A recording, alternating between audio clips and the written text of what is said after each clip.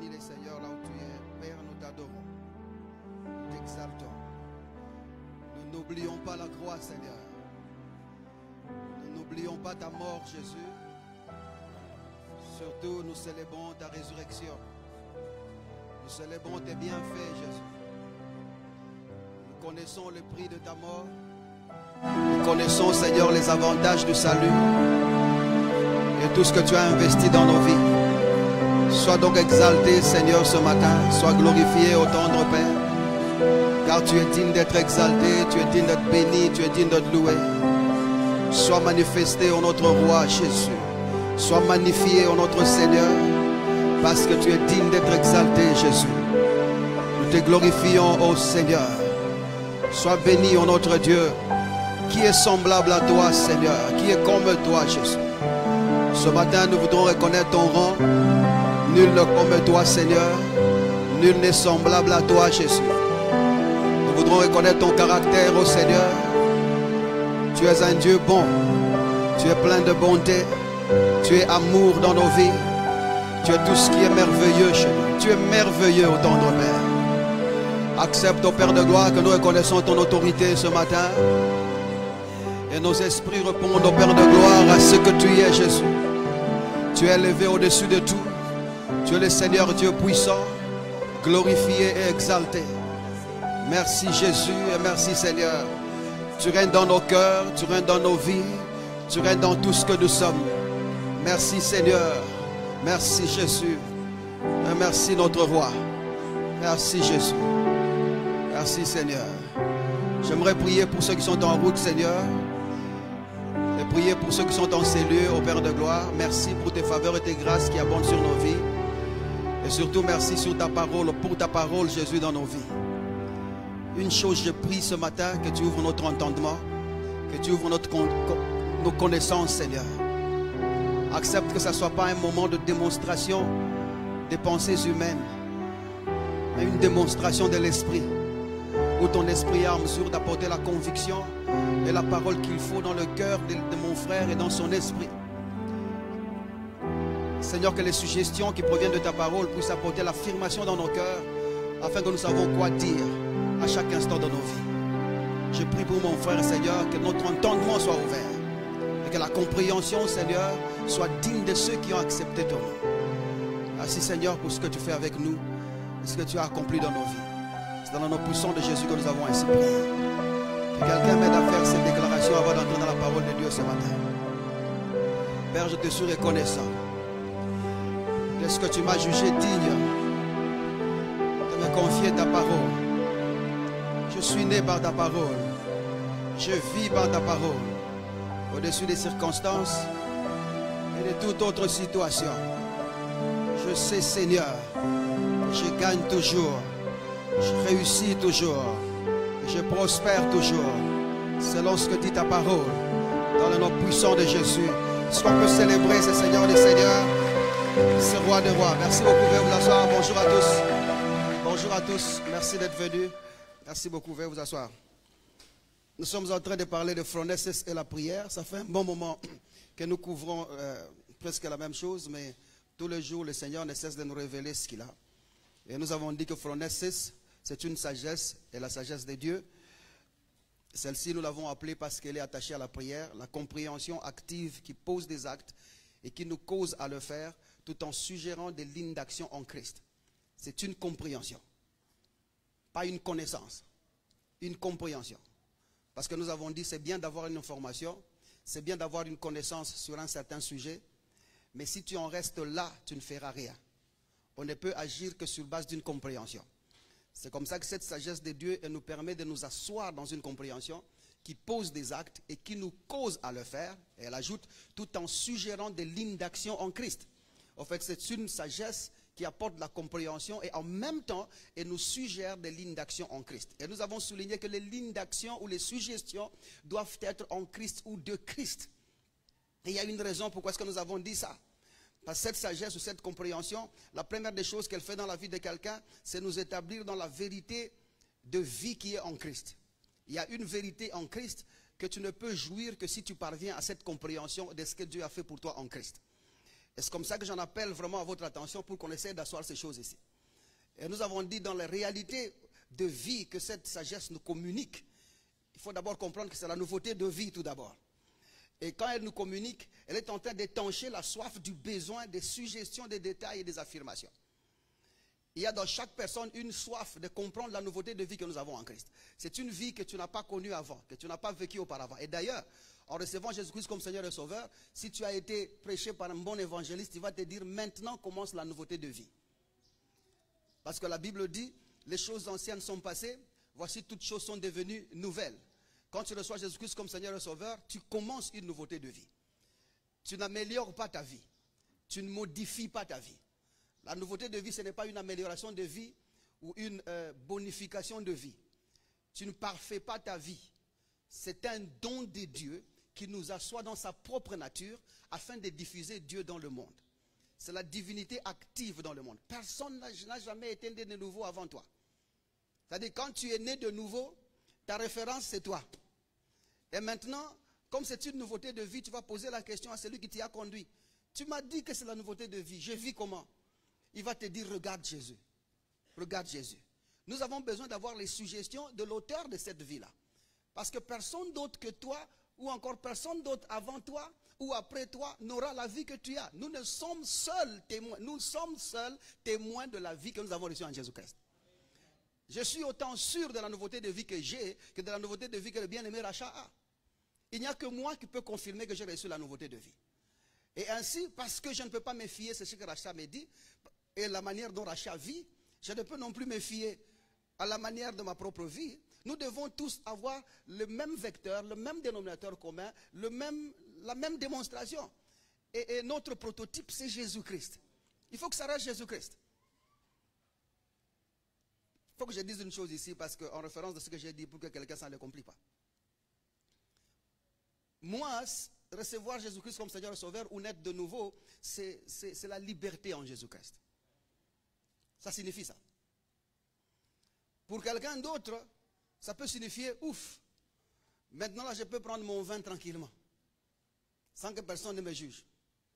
Mais pour quelqu'un d'autre, naître de nouveau veut dire arrêter son vin. Est-ce que nous comprenons? C'est-à-dire que chacun a sa définition de comment est-ce qu'il comprend la nouveauté de vie. S'il faut qu'on reste chacun dans ses opinions. Et c'est comme ça que parce qu'il y a diversité des opinions, diversité des suggestions en ce qui concerne la nouveauté de vie, nous avons tous besoin d'avoir un seul arbitre. Une seule démonstration. Un seul point de repère. Et c'est comme ça que Jésus-Christ s'est érigé comme prototype de sa propre vie. Si on ne te pointe pas à Jésus, tu vas vivre une autre vie. Ou tu vas vivre une copie de la vie de quelqu'un d'autre. Il faut que nos références soient Jésus et lui seul.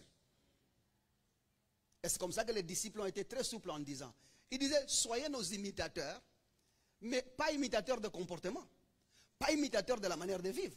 Ils disaient, soyez mes imitateurs dans la foi. C'est le modèle de foi que vous imitez, pas son comportement. Je parle à quelqu'un jusque-là. Parce que notre prototype de vie, c'est Jésus et lui seul. Je crois que tu dirais un bon amen à cela. Alors maintenant, il y a besoin, premièrement, il y a besoin de suggestions détaillées et des affirmations. J'ai besoin d'avoir des suggestions qui proviennent du Saint-Esprit pour vivre cette vie-là. La vie, elle est réelle. Cette vie, elle est vraie.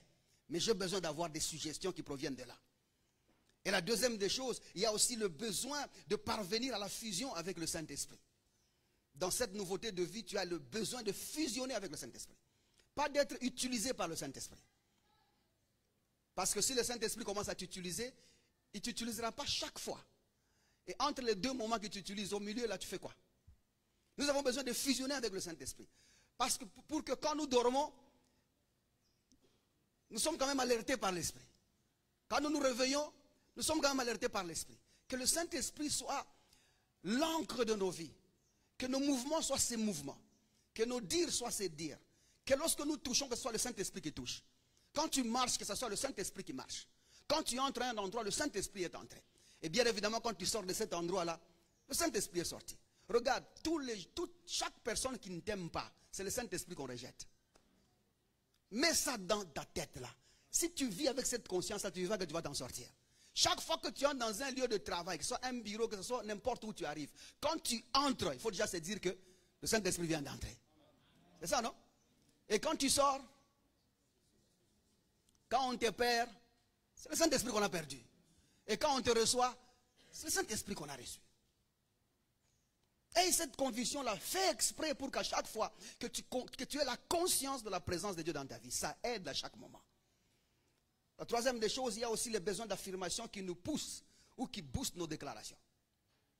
Les suggestions apportent les affirmations.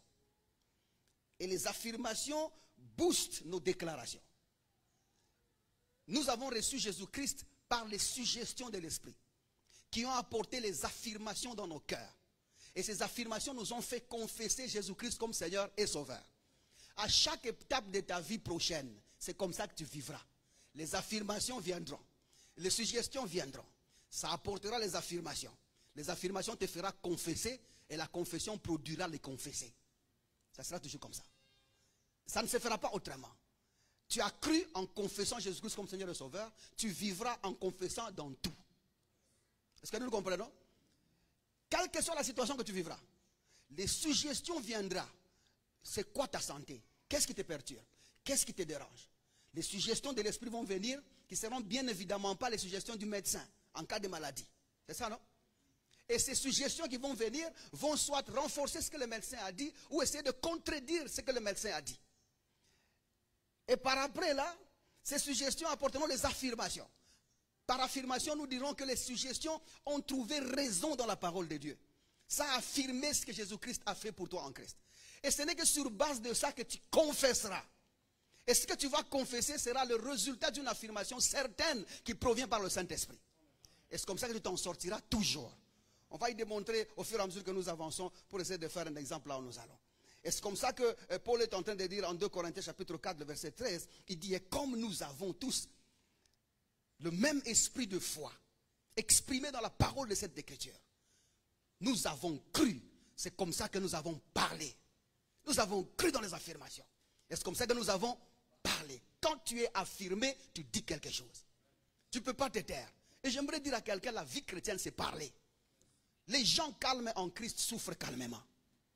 Tu vas souffrir calmement si tu refuses de parler. Parle. Annonce des oracles de Dieu dans ta vie. Prophétise sur ta propre vie. Tu es le prophète de ta vie. Et toute forme de déclaration que tu annonces au nom de l'évangile dans lequel tu as cru est en mesure de te sortir de n'importe quoi, n'importe quand au nom de Jésus-Christ. Aide-moi à dire à ton voisin, parle mon frère. Ne t'arrête pas là, ajoute. Les gens calmes souffrent calmement. En Christ nous parlons. N'ayez pas pitié de quelqu'un, parlez-le, c'est sa délivrance. La Bible dit les justes sont délivrés par la compréhension ou la connaissance. Dis à ton voisin, mon frère parle au nom de Jésus-Christ. Annonce les oracles du Seigneur. Dis-lui ne t'étais pas, ne t'étais pas. Si tu peux bouger son épaule, ça serait bien. Bouge ton épaule, dis ne t'étais pas, ne t'étais pas. Dis-lui les gens calmes souffrent calmement. Il ne faut pas souffrir calmement en Jésus-Christ. Il a souffert pour que tu ne souffres plus. Il a souffert pour que tu ne perdes plus. Il a souffert pour que tu ne manques plus. Apprends à parler, apprends à parler. Parce que tout ce que Dieu a de plus cher, c'est ce qu'il a investi dans ta vie. Sa parole. Vous imaginez, le monde entier a été créé avec la parole que tu as là. Et tout ce qui a été créé n'écoute que la parole du Créateur. La création est têtue. Et l'avantage que tu as dans la création, c'est que celui qui parle par toi, c'est leur Créateur. Alors ne t'étais pas, annonce les oracles du Seigneur à tout bout des champs. Parle, apprends à parler au nom de Jésus-Christ. Parle dans chaque situation et tu verras que les résultats sont là au nom de Jésus. Nous ne faisons pas de simples déclarations, mais nous annonçons ce que Dieu nous a dit. Et nous avons dit que nous faisons ce que nous disons. Et nous disons ce que nous faisons. 1 Corinthiens chapitre 13 à partir du verset 11, Paul est en train de dire, lorsque j'étais un enfant, j'ai parlé comme un enfant, j'ai raisonné comme un enfant. Il dit, maintenant que je suis devenu un homme fait, je me suis débarrassé des choses de l'enfant. Il faut parvenir à la maturité pour que ce que tu dis soit ce que tu fais. Regardez Hébreux chapitre 13. Nous parlons ici des affirmations, des suggestions qui apportent les affirmations. Hébreux chapitre 13. Parce que quelqu'un m'a posé une fois la question, devrais-je dire exactement ce que Dieu a dit pour que je sorte de ma situation? Voyons un peu une démonstration comment ça fonctionne. Hébreux chapitre 13, à partir du verset 5. Ne vous livrez pas à l'amour de l'argent. Le texte veut dire que l'argent ne vous préoccupe pas. Et puis il ajoute, ici le sujet c'est l'argent. Aide-moi à dire à ton voisin, c'est l'argent dont on parle ici. Et l'exemple est pris à cause de l'argent. Nous allons aller dans le contexte de l'argent. C'est ça, non? Parce que je ne sais pas amener un autre exemple. Ou on peut prendre n'importe quel exemple, mais allons dans le contexte de la Bible, c'est un problème d'argent. Que l'argent ne vous préoccupe pas. Et puis il ajoute, contentez-vous de ce que vous avez. Contentez-vous de ce que vous avez. Qu'est-ce que j'ai? Si déjà que l'argent ne me préoccupe pas, ça veut dire qu'il y a un besoin d'argent. Mais dans mon besoin d'argent, le Seigneur dit que l'argent ne te préoccupe pas. Contente-toi de ce que tu as. La question c'est, qu'est-ce que j'ai? Il ajoute, contentez-vous de ce que vous avez. Car Dieu lui-même a dit, en matière d'argent, au sujet d'argent, Dieu lui-même a dit. Est-il en train de dire maintenant? Va-t-il dire demain? Il a dit quand? Il a déjà dit dans le passé. En matière d'argent, Dieu a déjà dit. Suivez-moi très bien, ça va aider quelqu'un ce matin. Vous êtes avec moi jusque-là?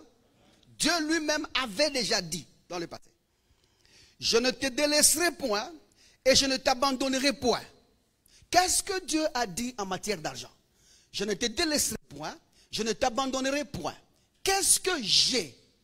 C'est que Dieu a dit. Contentez-vous de ce que vous avez. Qu'est-ce que j'ai en matière d'argent?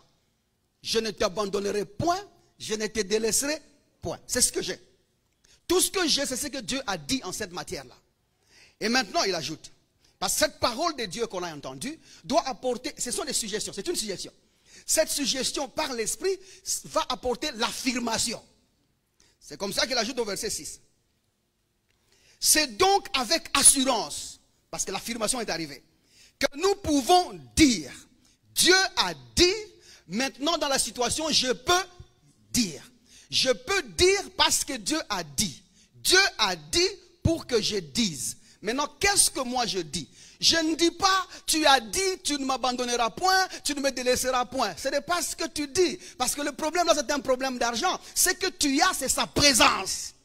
Je ne t'abandonnerai point, je ne te délaisserai point, c'est Dieu lui-même. Tu as la révélation et la conviction de la fusion avec sa personne par un serment.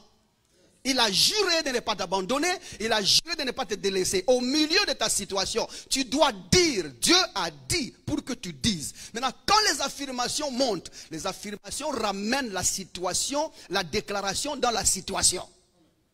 Les affirmations ramènent la déclaration dans la situation. Tu as une situation, maintenant écoute ce qu'il dit. C'est donc avec assurance que nous pouvons dire aujourd'hui, le Seigneur est mon aide. Dieu a dit, je suis ton aide.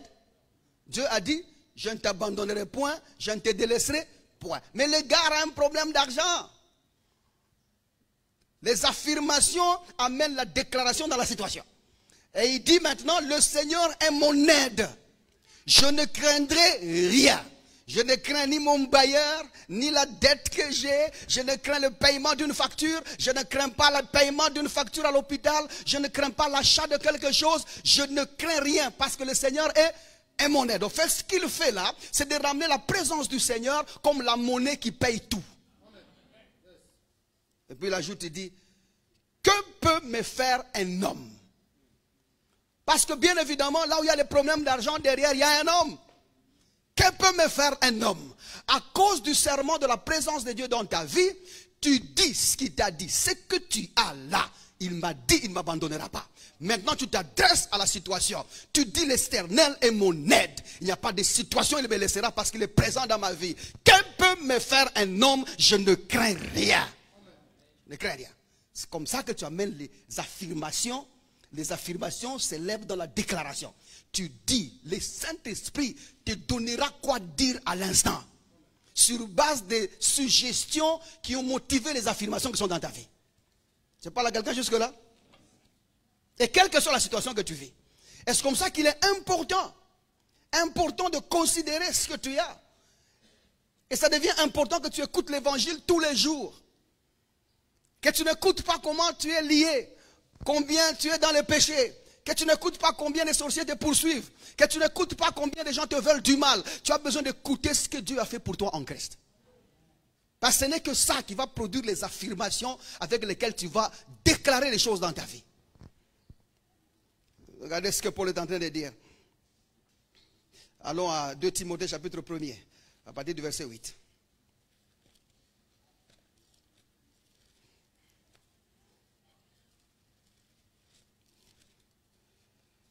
De Timothée, chapitre 1er, à partir du verset 8. Vous y êtes? Bon, vous n'y êtes pas encore. Quelqu'un m'a demandé, pasteur, pourquoi tu n'aimes pas la Bible électronique? Laissez-moi avec mon papier. Ça vous a fait quoi? Ça vous a fait quoi? Mon papier vous a fait quoi? Laissez-moi, tu sens, écoute. Tu sens ça? C'est même ça. J'aime bien moi le papier, j'aime pas les trucs comme ça là. Tu risques d'arriver comme ça, tu mets à jour ta Bible, et puis 14 versets il n'y a pas. Ou encore on a déplacé les virgules et tout ça, les sens changent. Nous aimons les papiers. Je ne dis pas que vos Bibles électroniques sont mauvaises, mais laissez-nous là où nous sommes. Si ça fonctionne avec toi, gloire à Dieu. Moi je ne fais pas confiance. Je ne fais pas confiance. Bon, on a dit c'est 2 Timothée chapitre 1er. À partir du verset 8, on peut commencer là. N'aie donc point honte du témoignage à rendre à notre Seigneur. N'aie pas honte de prêcher. Il dit, ni de moi son prisonnier, mais souffre avec moi pour l'évangile. La souffrance dont on parle là, c'est-à-dire, ce n'est pas manque des choses, perdre des choses, non, c'est-à-dire c'est donner à l'évangile tout simplement. Souffre pour l'évangile. Le verset 9. Pour l'évangile, il dit par la puissance de Dieu. Il dit qu'il nous a sauvés. La puissance de Dieu qui nous a sauvés, c'est l'évangile encore. Il dit, et nous a appelés par une vocation sainte, non à cause de nos œuvres, mais selon son propre dessein. Et selon la grâce qui nous a été donnée en Jésus-Christ avant le temps éternel. Ouf! Aïe, aïe, aïe, aïe. Maintenant, vous imaginez un salut qui a été préparé avant le temps éternel, là, tu peux le perdre aujourd'hui. Quelqu'un qui a eu le temps de préparer ton salut dans l'éternité, il va commettre d'erreurs aujourd'hui. Vous ne me répondez pas? Dieu, il calcule dans l'éternité. Et puis il arrive ici à 2 jours avant que Jésus n'apparaisse. Toi, tu le perds. C'est possible? Non, c'est pas possible. Aide-moi à dire à ton voisin, c'est pas possible, mon cher. Dis-lui, sois tranquille, sois tranquille. C'est sauvé une fois, sauvé pour toujours. Il dit, selon les grâces qui nous a été données en Jésus-Christ avant le temps éternel. Verset 10. Et qui a été manifesté maintenant par l'apparition de notre Seigneur Jésus-Christ. Jésus-Christ, c'est la manifestation de la grâce de Dieu prévue dans le temps ancien. Voir Jésus-Christ venir, c'est la manifestation de ce que Dieu a prévu en son amour. Et puis il ajoute, et qui a détruit la mort. Vous voyez comment les disciples prêchaient. Les disciples prêchaient Jésus venu en chair. Il vient en chair avec la grâce de Dieu. Il dit qu'il a détruit la mort. Comme pour dire, il y est entré, il y est sorti. Il a détruit la mort et a mis en évidence, ça j'aime, et il a mis en évidence, il a rendu public, il a exposé la vie de Dieu et l'immortalité par l'évangile. La vie de Dieu a été présentée aux hommes par l'évangile de Jésus-Christ. L'immortalité présentée aux hommes par l'évangile de Jésus-Christ. Si l'évangile n'est pas prêché, tu ne recevras pas la vie de Dieu, tu ne connaîtras pas l'immortalité. Le verset 11. Il dit, c'est pour cet évangile que j'ai été établi prédicateur, moi ici, et apôtre chargé d'instruire les païens. Et c'est à cause de cela que je souffre des choses. Je souffre des choses. Les gens qui attaquent gauche-droite, on souffre de ces choses-là. Il dit, mais je n'en ai point honte, car je sais en qui j'ai cru. Et je suis persuadé qu'il a la puissance de garder mon dépôt. Il y a un dépôt, mon frère. Il dit, jusqu'à ce jour, retiens dans la foi et dans la charité qui est en Jésus-Christ le modèle des saintes paroles que tu as reçues de moi. Garde le bon dépôt par le Saint-Esprit qui habite en nous. Il y a un dépôt de Dieu. Et ce dépôt, c'est par l'évangile. L'évangile que tu reçois de Jésus-Christ doit constituer un dépôt desquels vont venir les suggestions qui apportent des affirmations avec lesquelles tu déclares. C'est comme ça que je disais l'autre fois, nous ne sommes pas des positivistes. Nous disons ce que Dieu a fait pour nous en Christ. Déclarer ou prier en déclarant, ce n'est pas être positif. Ça va jusque-là? Très bien, avançons un tout petit peu. Donc maintenant, deuxièmement, il faut retenir que les suggestions et les affirmations que nous déclarons nous causent à faire. Et nous avons vu la vie de Jésus-Christ dessus. Et nous avons dit aussi que les facultés spirituelles même sont activées par la compréhension et la proclamation. Les facultés spirituelles ne peuvent s'activer que comme ça. Par la compréhension et par la déclaration. Vous êtes avec moi jusque-là?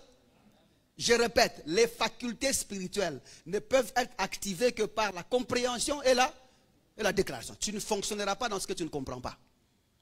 Pour que tu fonctionnes dans le prophétique, il faut comprendre le prophétique. Pour que tu fonctionnes dans les miraculeux, il faut comprendre les miracles. Pour que tu fonctionnes dans la parole de foi, il faut la comprendre. Il faut qu'il y ait une compréhension qui t'amène là-bas. C'est comme ça que même si les gens se sont énervés, ça c'est leur problème. On n'active pas les facultés de Dieu dans quelqu'un par impactation, par imputation, par transfert, par service de l'homme de Dieu. Ça, ce sont des fraudes. Ce sont des fraudes. Oh non, j'ai servi cet homme de Dieu, comme c'est un prophète, je serai prophète. Non, si ça se faisait comme ça, si c'était comme ça, nous autres ici, vous savez combien de gens on a servi? Au pied de combien de gens on a été? Mais nous serons terriblement terriblés. Les choses de Dieu ne se diffusent pas par la volonté des hommes. Et aucune personne n'a les facultés de communiquer les choses de Dieu dans quelqu'un d'autre. À ce moment-là, il y aura insuffisance dans la réception du salut. Ça voudrait dire que tu as reçu Jésus-Christ comme Seigneur et Sauveur dans son état incomplète des choses. Il y a des choses qui manquent. En recevant Jésus-Christ comme Seigneur et Sauveur, tu as tout reçu au fait. Tu as reçu le don de guérison. Tu as reçu le don des miracles. Tu as reçu le don des prodiges. Tu as reçu les prophéties. Tu as tout reçu. En fait, là, tu as tout. Tu as tout. Aide-moi à dire, j'ai tout, j'ai tout, j'ai tout. Mais tu n'y fonctionnes pas parce que tu ne comprends pas. N'avez-vous pas remarqué? Vous êtes en Metro Church où mes facultés primaires, c'est les enseignements. Vous tous, vous êtes devenus presque enseignants, non? Vrai ou faux? Parce que ici, on vous a étalé le ministère d'enseignement d'une manière compréhensible. Et bien évidemment, quand tu vis avec un prophète, il prophétise tous les jours, tu verras que tes facultés les plus faciles à comprendre, c'est les prophétiques. Mais on ne te l'a pas transmise. Et ce n'est pas parce que tu l'as servi. Ce n'est pas parce que tu m'as donné quoi que ce soit. Ce n'est pas parce que je te l'ai imputé, je te l'ai transféré, je te l'ai communiqué ou je te l'ai diffusé. Toutes ces expressions-là sont des fraudes qui ramènent à la personne-là des serviteurs-là. Mon frère, tes yeux doivent être fixés sur Jésus, pas sur l'homme de Dieu. Je répète, tes yeux doivent être fixés sur Jésus, pas sur l'homme de Dieu, même pas sur moi. Ne fixe pas les yeux sur moi. Je ne t'ai pas sauvé, je ne suis pas mort pour toi. Je n'ai pas payé de mon sang pour toi. J'ai eu besoin du même salut que tu as reçu. Et si je parle avec certitude comme ça, c'est parce que ma compréhension est assez avancée. Je peux dire des choses de Dieu avec courage, parce que je sais qui m'a sauvé. Et je prie que tu parviennes à cette compréhension-là. Je ne veux pas que tu sois, je ne suis pas ton Dieu. Je ne suis pas ton idole. Ne me mets pas dans tes prières. Je dis, écoute-moi bien. Tu peux prier pour moi. Mais ne dis pas dans tes prières, Dieu du pasteur, je n'ai pas de Dieu différent.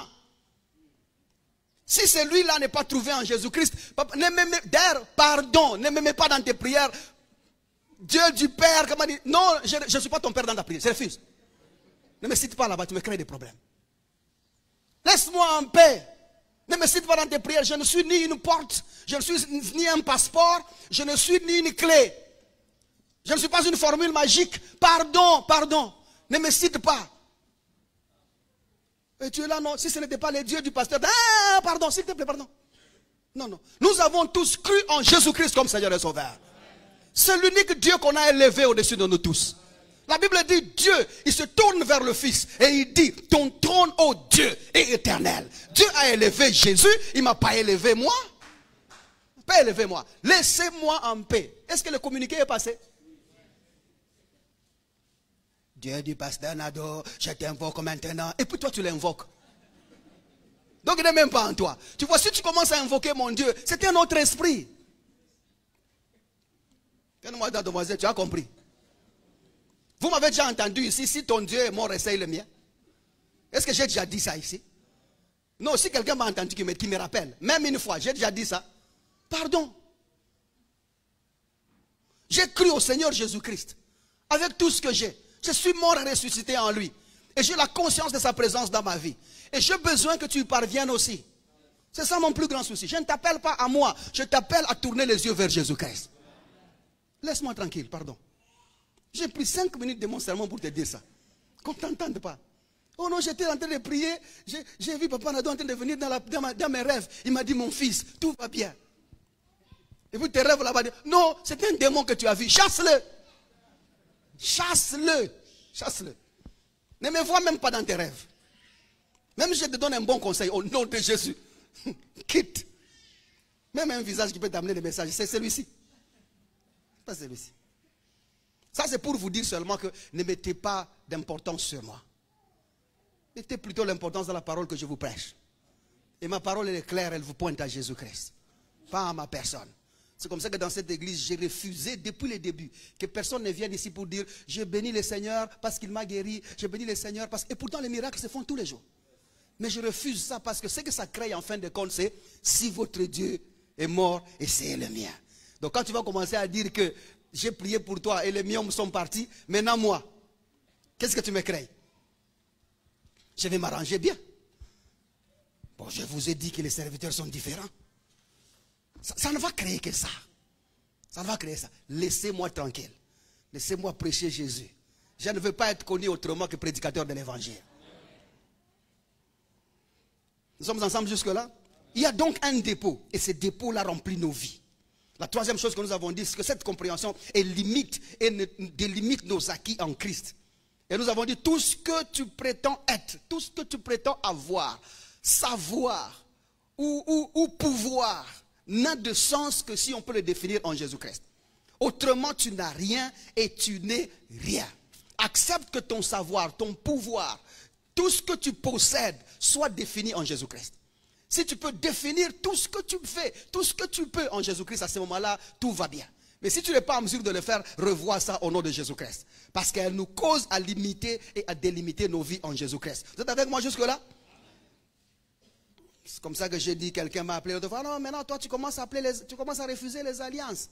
J'ai dit, papa, je ne refuse pas des alliances, c'est la Bible qui refuse ça. Tu ne peux pas te réveiller un matin, tu dis tu as une alliance particulière avec Dieu. Personne n'en a. Personne. Aide-moi dans ton voisin, tu n'en as pas.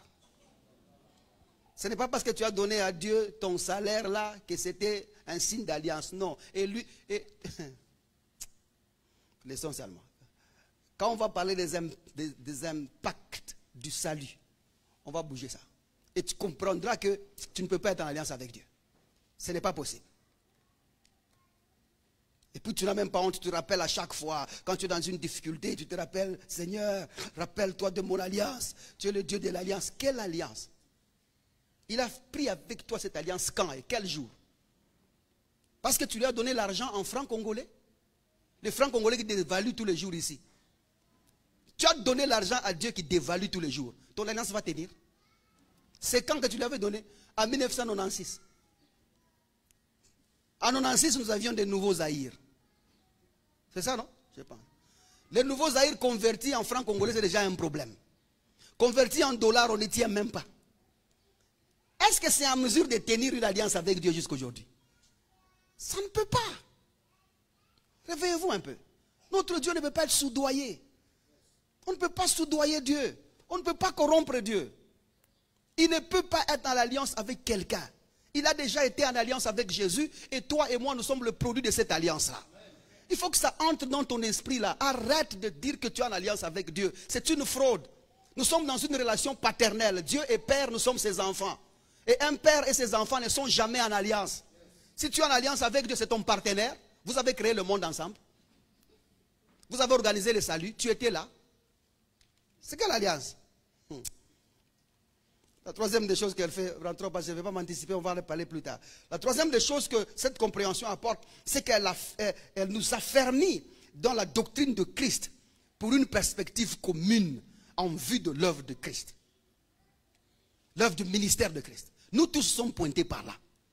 Ce qui nous affermit, ce qui nous rend chrétiens, ce qui nous rend forts, ce qui nous façonne en Jésus-Christ, c'est ce qu'il a fait pour nous. L'église du Christ entière doit regarder à la croix, doit regarder à l'œuvre accomplie. Et quand nous parlons de perspective commune, nous parlons de pointer, tourner le regard à Jésus-Christ, de laisser les autres. Notre modèle c'est Jésus, notre prototype c'est Jésus. Sa mort, son ensevelissement, sa résurrection, sa glorification, c'est ce qui forge notre vie en lui. Pas autre chose. L'église est édifiée par ça, pas autre chose. Et c'est comme ça que si vous voyez, pendant que vous êtes en train de vivre, vous entendez deux prédicateurs prêcher le même verset. Et ils prêchent différemment. L'autre dit autre chose, l'autre dit autre chose. Soit l'un est en train de mentir et l'autre dit la vérité, soit tous deux mentent. Quelqu'un me comprend? Soit tous deux mentent. Parce que nous devons tous pointer à Jésus-Christ. Et c'est comme ça que dans un séminaire ou une conférence où les gens sont poussés par le Saint-Esprit, vous remarquerez le même verset. L'homme de Dieu prêche aujourd'hui. Un autre vient demain. Il prêche presque la même chose que ce qu'il y avait hier. Un autre vient après-demain. Il prêche presque la... Parce qu'il y a une convention commune. Nous pointons tous à Jésus-Christ. Mais si moi je pointe à Jésus, l'autre pointe à autre chose, l'autre pointe à autre chose, quelqu'un entre nous est en train de mentir. Ou encore nous tous sommes en train de mentir. Parce que le dénominateur commun dans la Bible, c'est Jésus-Christ, c'est Jésus-Christ lui seul. Quelqu'un me comprend jusque-là? L'édification, c'est par l'œuvre de la croix. Nous ne pouvons pas édifier l'église autrement. Nous ne pouvons pas perfectionner les saints autrement. Les saints sont perfectionnés parce que Jésus-Christ a fait pour nous en Christ. Et toi, tu es perfectionné de la même manière. Et la quatrième des choses qui nous a amenés ici, c'est l'interprétation biblique. Cette compréhension nous amène dans la vraie interprétation de la Bible ou des textes bibliques. Et là, je dois diminuer ma vitesse parce que c'est un domaine très sensible pour qu'on se comprenne tous ensemble. Et nous avons dit ici, parce que je ne suis pas en train de donner un cours sur l'interprétation biblique, mais c'est une matière que nous passons pour avertir quelqu'un, afin que nous puissions discerner ce qui est de Christ. Dans l'interprétation biblique, il faut savoir que l'interprétation, c'est le corps même de la compréhension. Une mauvaise compréhension, une mauvaise interprétation produira toujours une mauvaise compréhension. Il y a une bonne compréhension que là où l'interprétation est correcte. Et notre interprétation ne sera correcte que si Jésus-Christ est l'encre des choses interprétées. C'est comme ça que par l'interprétation, vous devez détenir que c'est ancrer la compréhension dans le vécu. Lorsqu'on ancre la compréhension dans le vécu, c'est alors qu'on a apporté une interprétation correcte. Interpréter, premièrement, tout d'abord, ça implique de déchiffrer, d'analyser, ou encore d'expliquer le contenu afin de comprendre le sens ou la signification. Quand il y a un texte biblique, lorsque vous expliquez, vous analysez, vous déchiffrez le contenu, si vous y parvenez à apporter un sens, à ce moment-là, on va dire que cette personne a fait une interprétation. Et bien évidemment, parce que la Bible c'est un livre de Jésus-Christ, toute interprétation de la Bible doit apporter à la compréhension à Christ ou à la compréhension de Christ. L'atterrissage c'est Jésus-Christ. Bouge ton voisin et dis-lui, est-ce que tu suis ce qu'on a à dire là-bas? L'atterrissage ça doit être Jésus-Christ. Toute forme d'interprétation de la Bible doit atterrir sur Jésus-Christ. Parce que la Bible dit, dans le rouleau du livre, il est question de moi. La Bible ne parle que de Jésus et de rien d'autre. Je vous donne un exemple d'une interprétation. Avant qu'on entre dans les démonstrations. Galates chapitre 6, verset 6.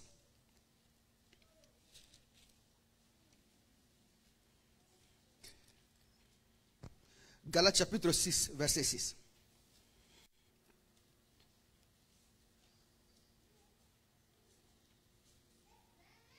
Écoutez ce qu'il dit. Que celui à qui l'on enseigne la parole fasse part de tous ses biens à celui qui l'enseigne. Je reprends, au cas où vous n'avez pas entendu. Que celui à qui l'on enseigne la parole fasse part de tous ses biens à celui qui l'enseigne. Vous avez compris? Vous avez compris? Et toute l'église dit... Il faut dire amen. Hein? Toute l'église dit, vous dites amen à quoi? Que celui à qui l'on enseigne la parole fasse part de tous ses biens à celui qui l'enseigne. Bon, quand vous avez lu, moi aussi j'ai lu la même chose que vous, vous avez compris que comme moi je vous enseigne là, vous devez faire part de tous vos biens à moi qui vous enseigne. Vous trouvez ça normal? Vous trouvez ça correct? Quand on parle de tous vos biens, attention, tous vos biens, c'est tous vos biens. Ce même verset, c'est ce qui a apporté un groupe religieux qui utilise ce verset ici pour se changer même de femmes. Tous vos biens. Pour se changer même de mari. Faire part à celui qui l'enseigne. Donc l'homme de Dieu, que je suis ici, par la bénédiction d'être un bon enseignant, tous vos biens là, vous devez les amener. Vous trouvez ça normal? Quelque chose ne va pas bien. Avant que nous rentrions dans le contexte, même si nous faisons ici 5 jours, on va faire 5 jours. Soyez patient avec moi. Même si nous faisons 20 jours, on va faire ici 20 jours. Pour que l'interprétation soit ancrée dans la tête de quelqu'un. Ce n'est pas normal. Tout d'abord, avant qu'on voie le contexte, le prétexte, ou encore le post-texte. Parce que si je tire un verset comme ça, sans le mettre dans le contexte, je suis en train de chercher un prétexte. Et partout où vous entendrez ces versets, on ne les mettra jamais dans le contexte. Parce que le but, ce n'est pas d'édifier quelqu'un, mais le but, c'est de prendre quelque chose de quelqu'un. Mais ici, nous voudrions ramener ça dans le contexte pour que vous compreniez ce que ça voudrait dire. Tout d'abord, avant d'arriver à l'analyse profonde, ou encore à déchiffrer, à analyser, ou à expliquer le contenu, afin de comprendre le sens primaire des Écritures, et d'y sortir la signification qui est Jésus-Christ lui-même, nous devons d'abord établir et voir l'auteur même du texte, et voir si ça ressemble à ce qu'il a déjà dit avant. Ça, c'est la première question. Parce que si nous identifions, c'est Paul qui écrit aux Galates. Tout d'abord, il faut identifier que toi, tu n'es pas du Galate. Tu n'es pas un Galatien. C'est ça? Non, c'est Galate seulement. Tu n'es pas un Galate. Pour ne pas dire une galette. Parce que si tu ne comprends pas bien les Écritures, tu seras transformé en galette de quelqu'un. Tu n'es pas de Galate. Tu n'es pas né en Galatie. Tu n'as jamais été là. Lorsque Paul écrivait, il écrivait aux gens qui ne sont pas de ta race, qui ne sont pas de ta tribu, qui ne sont pas de ton quartier, qui ne sont pas de ton village, qui ne sont pas de ton époque, qui ne sont pas dans ton temps. Et le vocabulaire utilisé était de leur époque. Les mots choisis étaient compréhensibles à leur époque. La grammaire même signifiait des choses à leur époque. Le but d'un prédicateur, le but d'un enseignant, c'est de faire en sorte que ce verset ici signifie la même chose aujourd'hui comme elle a signifié à ceux de l'époque. Parce qu'il faut qu'il y ait constance. Une vérité ne tient que sur la constance. Une vérité ne peut pas changer. Si c'est vrai, ça doit rester constant. Si c'est les Galates, ça dit autre chose. Chez les Congolais, ça dit autre chose. Chez les Zambiens, ça dit autre chose. Cette parole que nous proclamons n'est pas véridique dans sa source. Pour qu'elle soit vraie, elle doit être constante partout et dire la même chose partout. Quelqu'un a retenu quelque chose? Très bien, maintenant allons-y. Allons d'abord identifier l'auteur. L'auteur ici, c'est Paul. Et il faut voir dans les écrits de Paul, si Paul a jamais dit quelque chose de semblable, pour que nous nous assoyions en référence. Parce qu'un verset ne peut pas tenir dans la Bible par lui-même. Il n'y a jamais de texte biblique qui soit orphelin. Chaque texte biblique a un soubassement, un appui ou une base. D'où ça a commencé. C'est comme ça qu'une interprétation devient solide, parce que nous sommes assis sur la base. Papa, la chrétienté n'a pas de fraude. Cette parole a été éprouvée plusieurs fois. Et rare. Tous ceux qui ont écrit ici, il n'y a pas eu de gens sans instruction. Hein? Sans instruction, non. Il y a eu des gens qui étaient calés, très bien, qui analysaient le mot et qui savaient quel message passait à leurs contemporains. Et quel message passait au temps ou aux gens qui les écoutaient à l'époque. Je ne veux pas courir, je vais aller doucement, parce que je vous ai dit, c'est 5 jours sur ces versets. On va faire 5 jours. Mais quand même qu'on atteigne l'interprétation qu'il faut. Vous êtes avec moi jusque-là? Donnez-moi un bon amen, comme ça on avance jusque-là. Voilà, parce que c'est Paul. Allons d'abord voir quelques versets. Il y en a beaucoup, mais j'en ai pris quelques, juste pour montrer comment est-ce que Paul raisonne en cette matière-là. Ceux qui sont avec moi, allez en Actes de l'Apôtre chapitre 20. Nous sommes partis pour essayer de déchiffrer, voir d'abord la pensée de Paul en cette matière-là. C'est lui qui nous a dit, parce qu'il nous enseigne, qu'on lui donne tous ses biens. Actes des Apôtres, chapitre 20. Regardez le verset 32. Paul est en train de vouloir quitter cette ville-là. Il est en train de vouloir partir et rentrer à Jérusalem. Parce que son plus grand souci était de sauver, que Dieu sauve aussi ceux de Jérusalem. Parce qu'il a gagné beaucoup de païens. Maintenant, il voulait rentrer là-bas avec l'évangile qu'il avait reçu, qu'il trouvait très particulier. Bien évidemment, c'était particulier. Et il avait le souci de sortir ses propres frères de la loi et rentrer là-bas. C'est comme ça, avant de partir, il est à Éphèse, là où il y avait la plus grande communauté chrétienne à l'époque. Il appelle les anciens. Ça, c'est l'historique que je vous donne. Nous sommes dans l'interprétation de la Bible. Il faut que vous ayez quand même l'historique aussi. Il appelle les anciens. Il n'a pas appelé les disciples.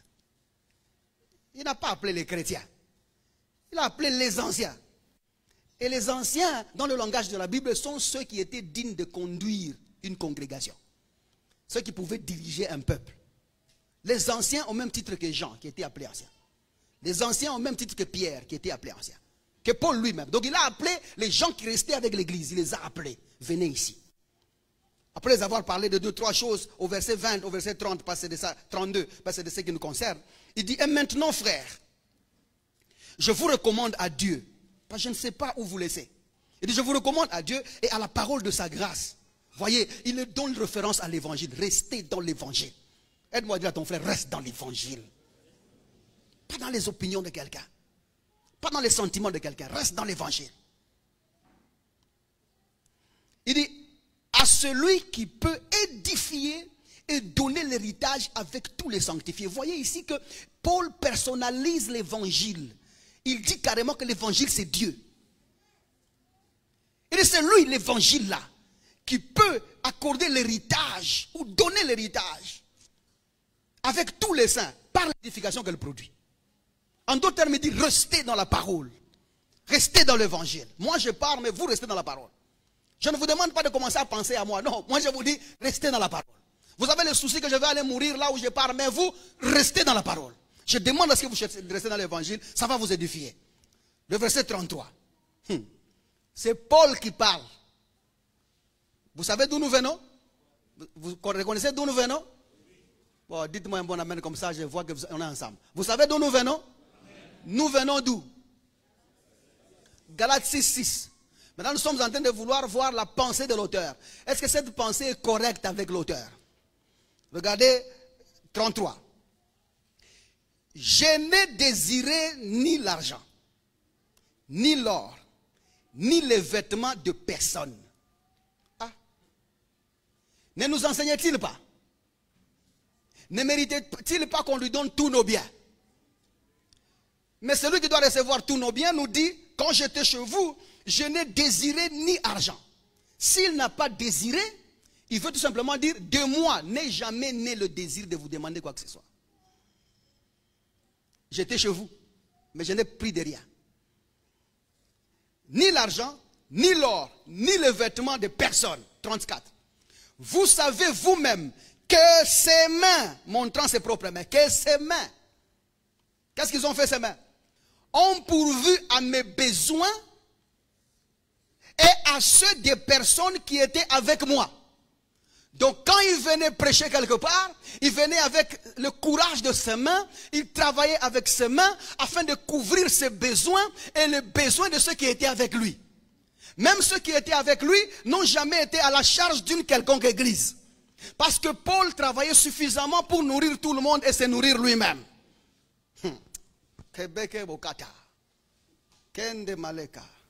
Maman va tomber au nom de Jésus-Christ. Il ne peut pas régner dans l'église, ce n'est pas possible. Il faut qu'il tombe. Continuons la lecture. Verset 35.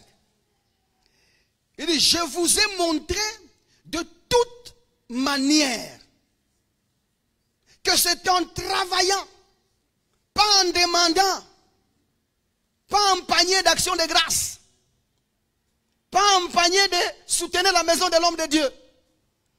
Il dit, je vous ai démontré que c'est en travaillant ainsi qu'il faut soutenir les faibles, pas même lui-même. En travaillant ainsi qu'il faut soutenir les faibles. Et se rappeler de la parole du Seigneur qui a dit lui-même, il y a plus de bonheur à donner qu'à recevoir. C'est un plaisir d'être la source de provision de quelqu'un. Ce n'est pas le bonheur de donner à l'église, non. Il y a le bonheur de savoir que j'ai aidé quelqu'un, sans attendre quelque chose en retour. J'ai travaillé et j'ai aidé quelqu'un, ça fait du bien. Ça, c'est ce que Paul nous dit ici. Vous êtes avec moi jusque-là? Est-ce que ce verset est entré dans la tête de quelqu'un? 1 Corinthiens chapitre 9. 1 Corinthiens chapitre 9. À partir du verset 3. Prenons carrément le contexte. Parce que Paul est en train de répondre. Le livre, au fait, les lettres, les épîtres, une lettre n'est épître que s'il contient les réponses aux questions. Ça va? C'est-à-dire que les épîtres sont des réponses qu'on donnait aux gens. Ce sont des questions qu'on posait et maintenant il doit répondre. C'est comme ça que quand vous les lisez, il faut les lire avec cette mentalité-là. Pour savoir que ce sont des réponses qu'il donne. Et découvrir aussi où la question se trouve. Et ça, nous allons voir ça dans l'interprétation biblique là où nous sommes pour essayer d'identifier les gens. En fait, je vous parle comme parlant aux hommes de Dieu parce que vous êtes tous des hommes de Dieu. Et je suis en train de compter les années. D'autres personnes, l'année prochaine, je les chasse. Ça fait été ici longtemps. Chapitre 9. Commençons au verset 1. On va aller rapidement. Ne suis-je pas libre? Ne suis-je pas apôtre? N'ai-je pas vu Jésus-Christ, notre Seigneur? N'êtes-vous pas mon œuvre dans le Seigneur? Si pour les autres, je ne suis pas apôtre, je le suis au moins pour vous. Car vous êtes le sceau de mon apostolat dans le Seigneur. Verset 3. C'est là ma défense contre ceux qui m'accusent. Donc Paul est en train de faire ici une défense. On lui a accusé de beaucoup de choses. Maintenant il faut qu'il se défende. Verset 3. Verset 4. N'avons-nous pas le droit de manger et de boire? Même l'homme de Dieu a droit au bonheur. Ah non, ouais, lui c'est un homme de Dieu, il ne peut pas. Non, laissez-lui. Laissez-lui. Ça va? Vous ne me répondez pas pourquoi? Oh non, lui-même, il a vu, on est encore en chantier, mais il a acheté une montre Rolex. Laissez-lui. Il a aussi. Même l'homme de Dieu a droit au bonheur, pardon. Oh non, on est arrivé chez lui, on a trouvé 4 bouteilles de vin. C'est ton problème. Bon, moi, je ne prends pas le vin. En fait, moi, depuis que je suis né, je n'ai jamais pris d'alcool. Rien. Ça ne me fait pas plus homme de Dieu. Ça ne me fait pas plus saint. Ça ne me fait... Au contraire, je commence à regretter. Je me pose la question, qu'y a-t-il dans le vin que les gens aiment comme ça? Est-ce que je n'ai pas perdu quelque chose? Dans mon courage ici de m'abstenir. Bon, ça sont des questions, hein? Il y a des fois quand tu vois quelqu'un là, comme l'autre fois là, nous sommes arrivés dans un très beau hôtel là, un très beau restaurant, on est assis là-bas, et je vis, bon, on a versé, il dit, pasteur, champagne, tu prends le champagne? Je dis, non, je ne prends pas le champagne. Ah bon, ah oui, et l'autre dit, oui, lui c'est un pasteur, il ne prend pas le champagne. Et puis j'ai vu champagne dans les verres. J'ai calculé le nombre de boules qu'il y avait dans mon truc que je buvais. Là-bas, il y avait beaucoup de boules. Beaucoup de boules. J'ai regardé, les boules ne terminaient pas. Et puis quand il buvait, il descendait, il parlait intelligemment. Je dis, est-ce que je ne perds pas quelque chose? Bon, quand je vous parle comme ça, vous croyez que ça vous est jamais arrivé? Le jour que ça t'arrivera, bois. Calme tes ardeurs. Et puis découvre ce qu'il y a, avance. Bon, moi je n'avais pas bu et je regrette. Maintenant, verset 5. N'avons-nous pas le droit de mener avec nous une sœur qui soit notre femme? En d'autres termes, il y avait des disciples qui étaient accompagnés tout le temps de leur femme. Pierre, par exemple, il était toujours avec la femme. Au fait, quand tu dis le comportement des disciples, tu découvres la première des choses que Pierre, même du temps de Jésus, c'est quelqu'un de famille. C'est un homme de famille. Parce qu'il n'y a que Pierre qui avait amené Jésus, c'est sa belle-mère pour qu'on prie. Ça montre que c'est quelqu'un qui était vraiment famille. Il était lui dans la famille. Maintenant, Pierre dans le ministère, il n'a jamais été seul. Il était tout le temps accompagné de sa femme. Et pourtant, Paul n'a pas fait la même chose. Paul a casé sa femme quelque part. Il n'en a pas parlé parce qu'il ne trouvait pas que c'était important. Vous voyez? Et il a fait son ministère seul, sans problème. Nous n'avons pas vu que Paul avait une concubine appelée Priscilla. Pourquoi est-ce que vous avez un délégué? L'homme de Dieu est resté seul pendant longtemps. Il lui faut une sœur pour la réchauffer. Tu vois, tu n'as pas encore grandi. Tu as des problèmes. Tu as des problèmes. Je connais même un autre ici. Chaque fois quand il voyage, il va en Afrique du Sud, il part avec une protocole. Quand il revient, et quand il revient, il laisse l'autre. Hein. Il revient. On a commencé à comprendre que c'est quelqu'un qui aidait les gens à aller en Europe. Mais finalement, on a compris que non. Chaque fois qu'il va là-bas, quand il se présente là où on l'a invité, il se présente avec la protocole comme sa femme. L'église l'a suspendu. L'église a suspendu le bishop pour avoir transféré à l'étranger plusieurs copines. Il n'a pas encore grandi. En Christ, tu ne peux pas sauter de classe. Il faut accepter d'être en première année. Aller en deuxième, en troisième, en quatrième. Si tu sautes des classes, les questions ou les réponses des classes que tu sautes là vont te rattraper dans ta maturité. Il ne faut pas sauter des classes. Accepte que quand tu vois champagne, tu ne résistes pas. Bois. Je te dis bois. Accepte que quand tu vois le vin, tu ne résistes pas. Mon frère, bois. Ne t'interdis pas pour une raison d'église. Ne t'interdis pas pour une raison de poste. Tu ne peux que parvenir à la maturité pour dire ça sert à quoi. Si tu n'es pas arrivé à ça, bois. J'attends ce qu'ils vont me dire, là, autorisé de boire. Le nombre de versets que vous allez voir, vous allez regretter. N'avons-nous pas le droit de mener avec nous une sœur qui soit notre femme, comme le font les autres apôtres, et les frères du Seigneur, comme Céphas, les frères du Seigneur, comme c'est-à-dire que Jacques, Jude, tous ces gens-là allaient avec leurs femmes, sauf Pierre et sauf lui. Paul n'en avait pas, et Barnabas aussi, je pense. Verset 6. Il dit, ou bien, est-ce que moi seul et Barnabas, oui Barnabas aussi, nous n'avons pas le droit de ne point travailler. Verset 7. Qui jamais fait le service militaire à ses propres frais? Quand tu es dans l'armée, tu ne te payes pas. L'armée te paye. C'est ça, non? Et le salaire de l'armée, c'est le solde. Ceux de l'armée reçoivent ce solde-là parce qu'ils ont juré de donner leur vie. Ok? C'est au prix de leur vie. Il n'y a pas de solde si tu n'as pas juré de donner ta vie. Bon, le militaire qui est là, il a compris. Qui est-ce qui plante une vigne et qui n'en mange pas le fruit? Ça, c'est la pensée des hommes. Quand tu es dans l'armée, c'est l'armée qui te paye. Quand tu plantes ta vigne, tu l'utilises. Ça, c'est la pensée des hommes. Et puis il ajoute, qui est-ce qui fait paître un troupeau et ne se nourrit pas du lait du troupeau? Il ajoute bien, ces choses que je dis n'existent-elles pas dans les usages des hommes?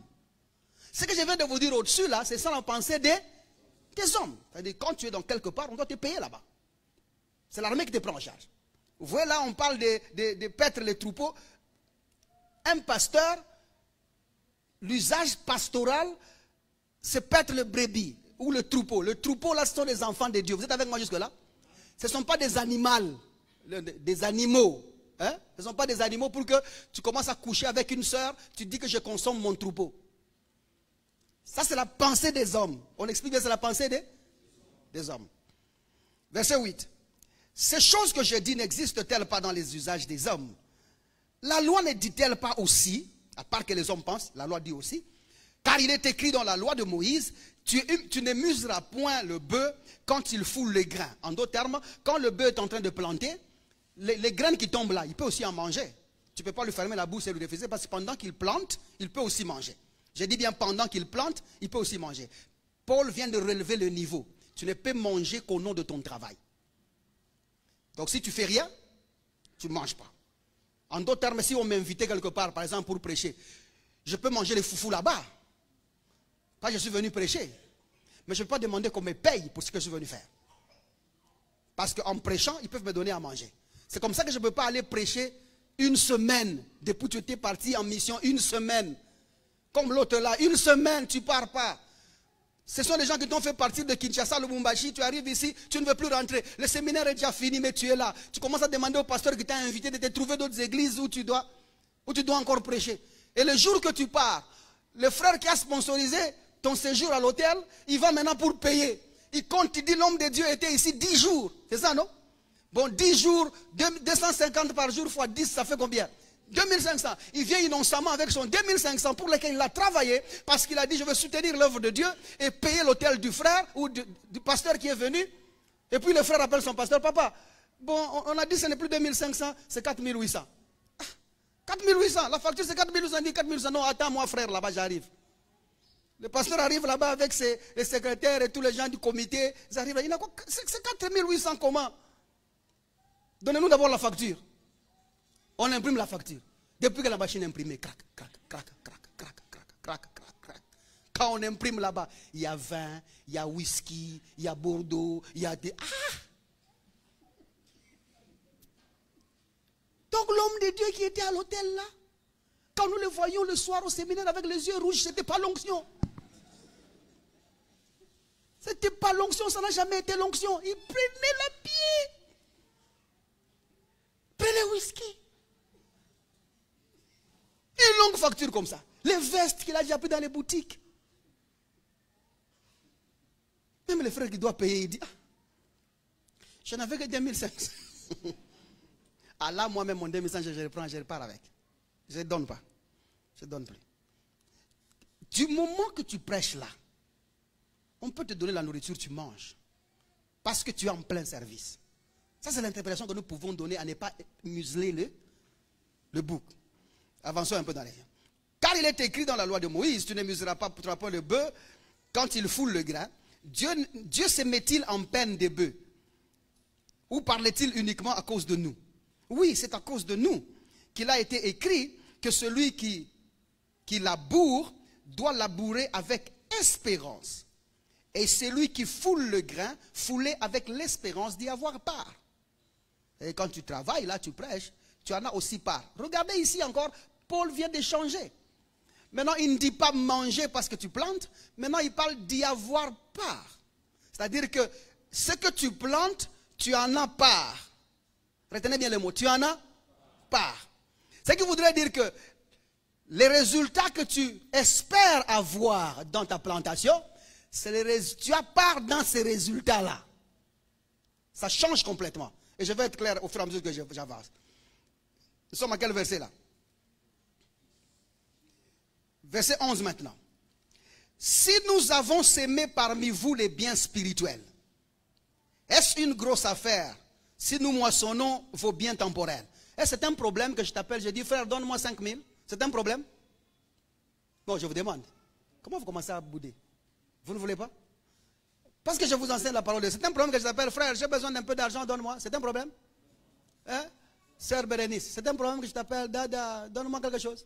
Non. Ce n'est pas un problème parce que vous dites, ah, c'est papa quand même, non? Ce n'est pas un problème. Pas en exigence, ce n'est pas un problème. Mais écoutez sa pensée. Il dit, si d'autres jouissent de ce droit sur vous, n'est-ce pas plutôt à nous d'en jouir? Mais nous n'avons point usé de ces droits. Écoutez ce que Paul dit. Nous n'avons point usé de ces droits. Au contraire, nous souffrons tout, afin de ne pas créer d'obstacle à l'évangile de Christ. Si nous introduisons l'argent dans l'église, nous créons l'obstacle à l'évangile de Christ. Parce qu'il faudrait que nous donnons le nom à cet argent-là. Et il n'y a pas un seul nom que nous pouvons donner à l'argent que Jésus-Christ n'a pas couvert. Et ça va créer obstacle à l'évangile. C'est comme ça que les prédicateurs de l'évangile sans additifs, comme nous autres ici, nous ne mélangeons pas l'argent avec Jésus.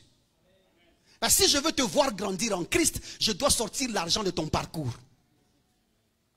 Il y a beaucoup de choses à dire. On va continuer d'abord qu'on lise. Verset 12. Verset 13. Ne savez-vous pas que ceux qui remplissent les fonctions sacrées sont nourris par le temple et que ceux qui servent à l'autel ont part à l'autel? Observez ici que ce n'est pas les membres du temple qui les payent. Temple parle là-bas du sacerdoce. Parce que quand quelqu'un venait offrir un animal dans le temps passé, l'animal appartenait vivement à celui qui l'offrait. Les sacrificateurs ne prenaient pas tout l'animal, ils prenaient des parties. Et les parties qu'ils prenaient parlaient plus de rédemption. Et les parties que l'homme retournait avec parlaient de la vie de Jésus. C'est très prophétique cette action-là. C'est-à-dire qu'on ne laissait pas l'animal complet là-bas. Très souvent, le sacrificateur prenait juste la graisse de l'animal. Il la brûle et ça signifiait qu'on a brûlé l'animal. Et le sang qui les intéressait. Et l'animal, il fallait que celui qui l'a offert puisse rentrer avec pour aller manger. Quelqu'un me comprend jusque-là? Et ça c'est autre chose. Mais maintenant, il dit que celui qui travaille là à l'autel, le souverain sacrificateur qui est là, ou le sacrificateur qui est là au temple, est nourri par le temple. Il est pris en charge par le temple. J'ai dit bien pris en charge par le temple. Pas par celui qui vient offrir, par le temple. Et le temple a un système dans lequel on prend soin de celui qui travaille, parce qu'il a pris toute sa journée là-bas. Quelqu'un me comprend jusque-là?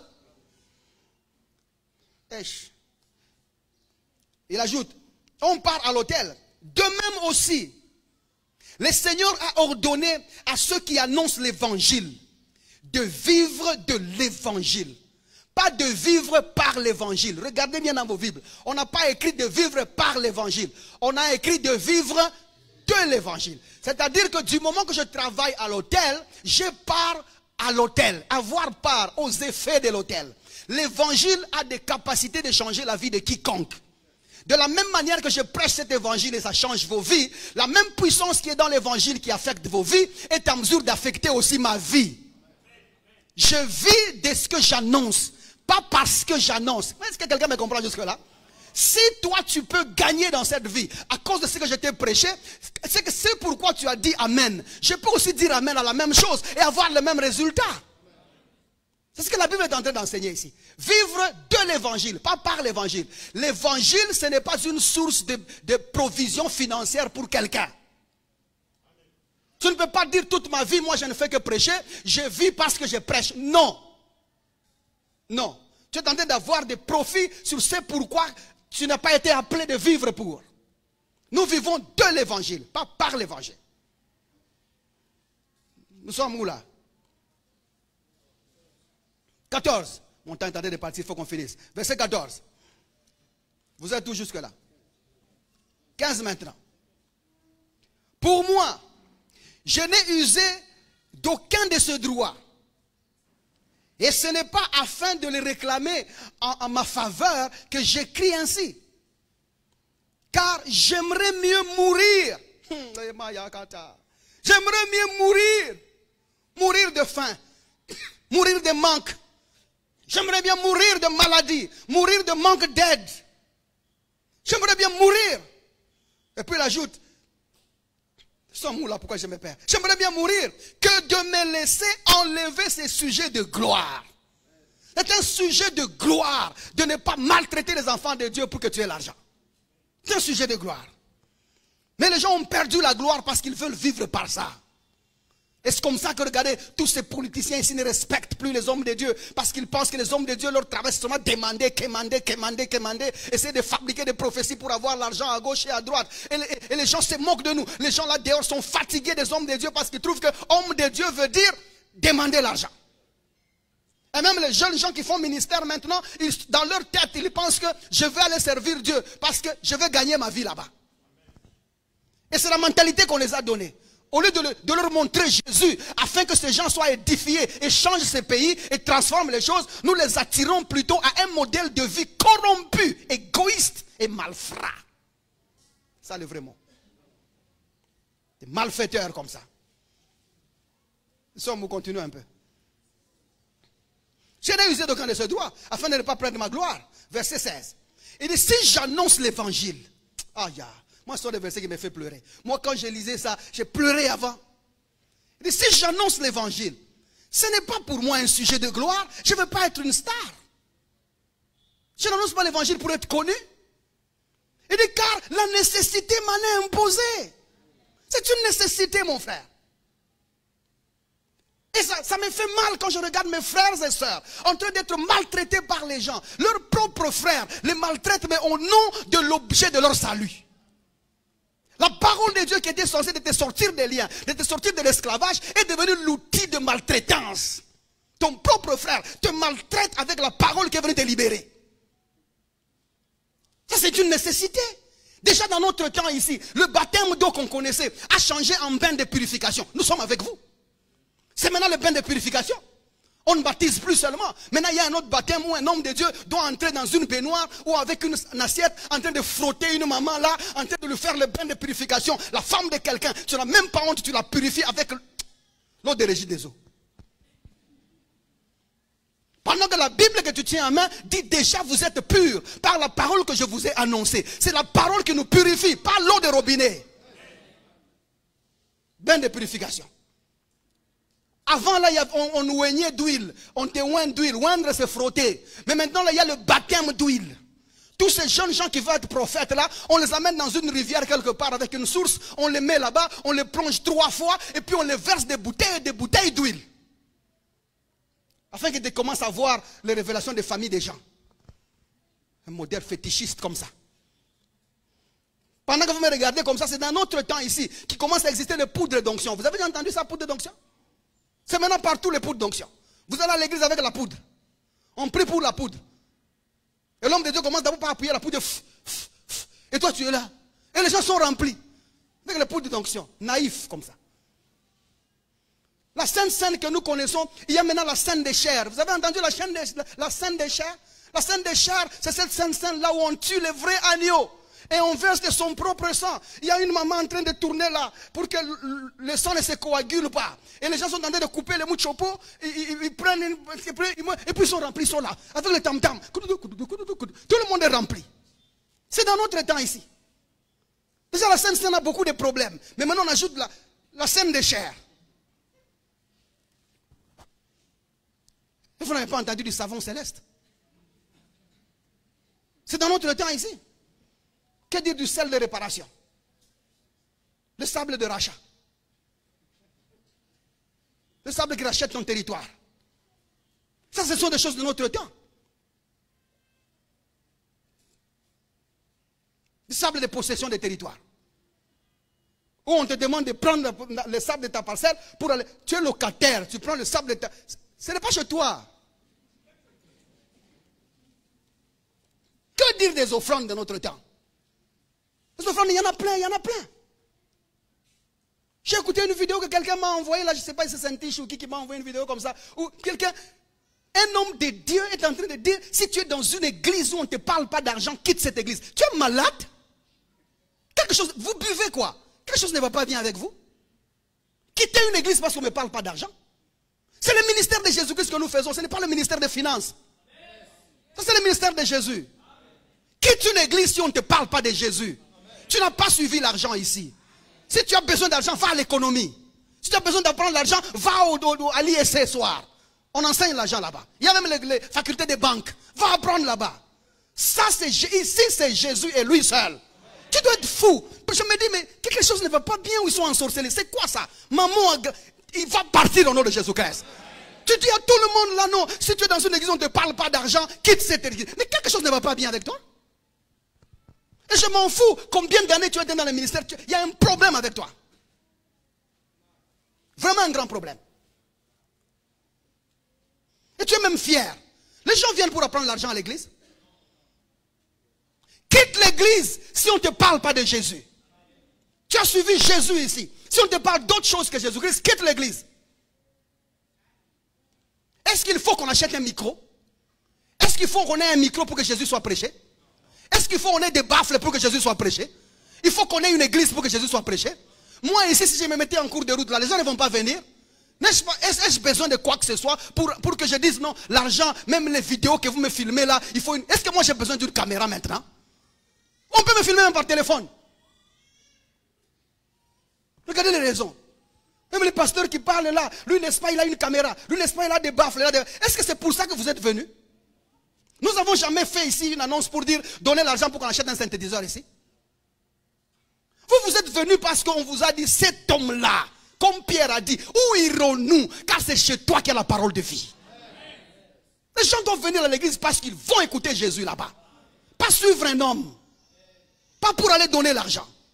Moi, je n'envoie pas les évangélistes là-bas pour vous dire, venez aller donner l'argent là-bas. Non, nous, on envoie les évangélistes pour qu'ils vous appellent à Jésus-Christ. Et quand vous venez ici, c'est rassurant à ce que vous comprenez les choses en Jésus-Christ. Moi, ces choses ici me font... Et vous me demandez que j'arrête de prêcher Jésus comme ça? C'est une nécessité, mon frère. Si je savais quelqu'un d'autre qui pouvait le faire, je le laisserais faire. Et je partirai. Moi aussi, je fais des nuits blanches pour permettre à ce que mon frère et ma soeur ne soient plus sous le joug de quelqu'un. Que la liberté de Jésus-Christ entre dans la vie de mon frère et dans la vie de ma soeur. Et aussi longtemps que je serai vivant, aussi longtemps que j'aurai la force, je ne permettrai personne manipuler les enfants de Dieu encore. Vous me trouverez sur la route. Trouvez sur la route. À moins que vous ayez des arguments plus. Et comme je sais que vous êtes tous des agronomes, donc vous n'avez pas d'arguments. C'est quoi ça? Le peuple de Dieu, ce n'est pas possible d'entrer dans un séminaire, d'entrer dans une convention sans qu'il y ait un prédicateur loin pour les offrandes. On dit même que lui, il a l'onction d'offrande. Il a l'onction d'appel des fonds. Ministre d'Agriculture. On n'organise rien sans chercher un spécialiste des demandes. Un Dieu mendiant comme ça, là.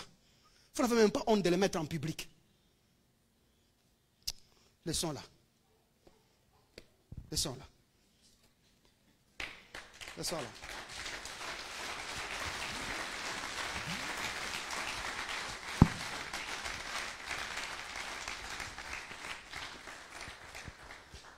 Il faut qu'on comprenne que ma mission à moi, c'est de réintroduire l'évangile de Jésus-Christ.